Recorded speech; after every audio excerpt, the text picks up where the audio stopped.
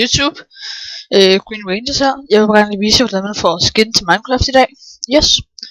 Selvfølgelig, det første du gør, er at gå ind på internettet.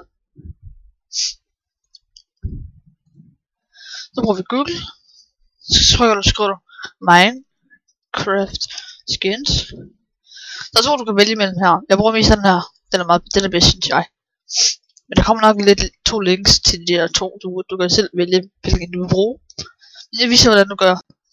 Der er en hel masse valgmuligheder, du kan vælge mellem her. Vi siger, at vi gerne vil have games. Så det siger vi, at jeg gerne vil have Yoshi. Trykker vi på den. Tryk download. Trykker vi gennem billedet som. Så trykker vi bare skrive på Yoshi. Det gør den dernede. Så går vi ind på minecraft.net. Så er jeg allerede logget ind på min profil. Trykker du profil.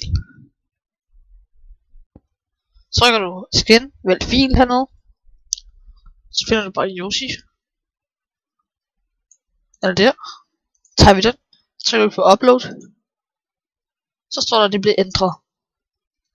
Så kan vi lige gå ind og se, om det er blevet ændret på Minecraft. Vi går ind og kigger.